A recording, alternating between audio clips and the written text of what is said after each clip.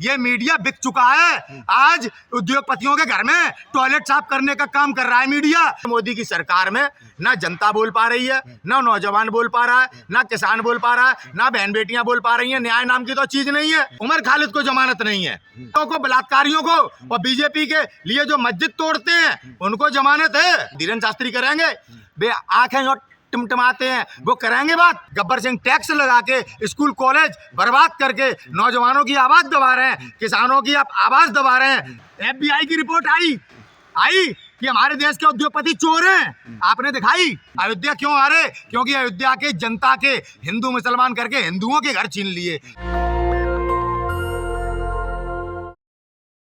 FBI की report आई कि हमारे देश के उद्योगपति चोर हैं, आपने दिखाई। कोई चैनल दिखा रहा है? मैं पूछना चाहता हूं, आज जब CAG की रिपोर्ट आ गई या बनवा दी गई झूठी, तो सुनिए आप काम कर रहा था। जोशीमठ भी सुनो आप।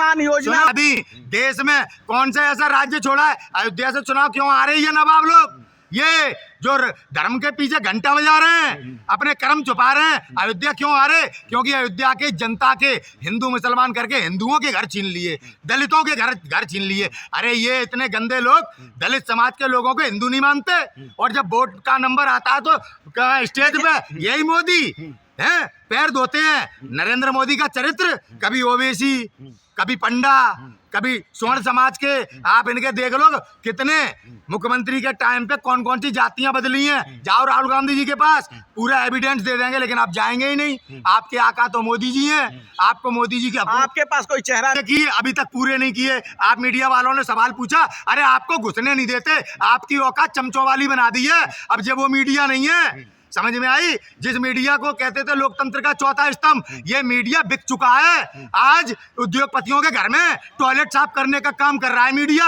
अडानी का इंटरव्यू तो है, कभी राहुल जी को बैठा लो, है दम अंजना ओम कश्यप की, कभी अखिलेश यादव जी को ले आए, कभी किसी को ले आए, कभी ओवैसी को ले आए।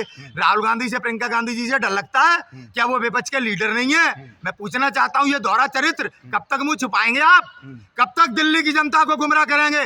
दिल्ली बचानी है राजधानी इन लोगों से। क्या लग रहा है इस बार दिल्ली 60 साल की सत्ता में विश्व में स्थापित किया, जो गोरे मजाक उड़ाते थे कि देखे कैसे अपना लोकतांत्रिक देश बनाएंगे। सभी रुकावटों को लड़कर झेलकर जनता के हित में काम करके लोकतंत्र स्थापित किया है। आज हिंदू, मुसलमान, सिख, ईसाई को बाबा भीमराव अम्बेडकर के संविधान को बचाना है, दिल्ली को राजधानी को सुरक्षित करना है। आज लालच में ना है, अपना वोट एक तरफा। आज पार्टी का महत्व नहीं है, आज बाबा साहब के संविधान का महत्व है। आज अगर एक बेटी सुरक्षित है, अगर एक परिवार आज अपने घर में सुरक्षित है, वो बाबा साहब के संविधान के अधिकारों से। वरना बीजेपी तो कभी भी एक नोटिस चिपका के घर तोड़ देती है, फिर हिंदू मुसलमान करती है। आपने 150 सांसदों को निलंबित करके संसद में कानून बनाए जाएंगे, ये संविधान का पालन है। मैं पूछना चाहता हूं, चुनाव आयोग की नियुक्ति में सभी अधिकार अपने हाथ में रख के सुप्रीम कोर्ट के चीफ जस्टिस ऑफ इंडिया को चुनाव आयोग गुलाम बना सके, जो आपको चुनाव जिताए। समझे? देश बेवकूफ नहीं है, यह है इंडिया। और सुन लेना, दिल्ली की जनता से मेरा निवेदन है, राजधानी को बचाओ। आज पार्टी नहीं बचानी है, सरकारें चल रही हैं। दिल्ली को सुरक्षित करो, उस कांग्रेस के हाथ में दो जिसने इस दिल्ली को बचाया और आपको अधिकार दिए। हिंदू मुसलमान किसका हेतु हुआ? क्या हिंदू का हेतु हुआ या मुसलमान का हेतु हुआ? हित हुआ उद्योगपतियों का। आज देश की GDP कहाँ है? चाइना ने हमारी भूमि घेर ली, कोई बात करता है? समझौते का आधार समझ में आई? तो ये इनकी वास्तविकता है। आज किरण बेदी क्यों नहीं दिखाई देती? कांग्रेस के शासन में तो इंदिरा गांधी जी का इन्होंने सुनो गाड़ी का चालान काट दिया था। आज राज्यपाल है, कभी टीवी पे दिखी? कहाँ राज्यपाल है? दिल्ली नहीं जानती होगी कहाँ है। वैसे आपकी अदालत चला रही थी। तो ये वास्तविकता नरेंद्र मोदी की सरकार में ना जनता बोल पा रही है, ना नौजवान बोल पा रहा है, ना किसान बोल पा रहा है, ना बहन बेटियां बोल पा रही हैं। न्याय नाम की तो चीज नहीं है।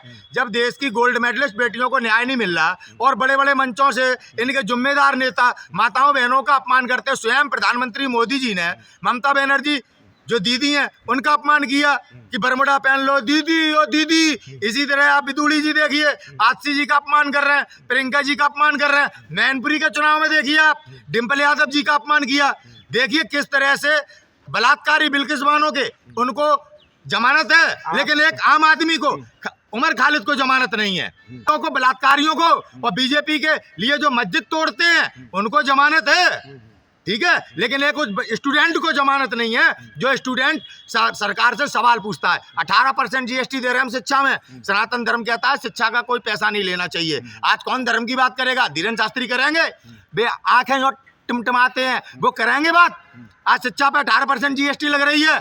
श्री राम के नाम पर धर्म के पीछे खड़े होके ये गुंडागर्दी और ये अत्याचार जो छुपाए जा रहे हैं। अब अरविंद केजरीवाल आ गए ना अपनी लाइन पे, 18,000 रुपए देंगे मंदिर के पंडों को, जो पंडों को, और दलितों के बच्चे जो बीपीएससी वाले डबल इंजन की सरकार है, जो दिल्ली में जेएनयू में बच्चे पिटे, अपने सारे मुख्यमंत्री के अधिकार खो दिए अरविंद केजरीवाल ने। कमा रही है, बेटी कमा रही, बेटा कमा रहा, घर नहीं चल रहा, क्या फ्री? हर तरफ से लूटे जा रहे हैं। आज दूध कहाँ पहुंच गया, शिक्षा कहाँ पहुंच गई, सारे स्कूल बंद हो गए, बच्चे पढ़ नहीं पा रहे, स्कूलों में टीचर नहीं है।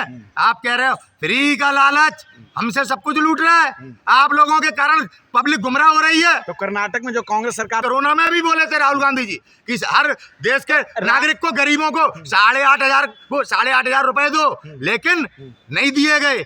अब चुनाव के टाइम पे आज घर भी दिए जा रहे हैं। 2100 रुपए का लालच देके आप अपनी जो जनता को प्रताड़ित कर रहे हैं, गब्बर सिंह टैक्स लगा के स्कूल कॉलेज बर्बाद करके नौजवानों की आवाज दबा रहे हैं, किसानों की आप आवाज दबा रहे हैं इस लालच को देकर। तो कांग्रेस को जो अभी घोर करने का काम किया आपने। जब एक तरफ जनता के हाथ में लालच रख रखा है तो राजनीति में उस लालच के सामने लाना पड़ेगा ना। नेशनल दस्तक की आपसे गुजारिश है कि अगर इसको बचाना चाहते हैं तो नेशनल दस्तक को सब्सक्राइब करने के लिए रेड कलर के सब्सक्राइब बटन को दबाएं, फिर बेल आइकन की घंटी दबाएं। नेशनल दस्तक को बचाने के लिए बहुत जरूरी है कि हर खबर को शेयर करें, लाइक करें, कमेंट जरूर करें।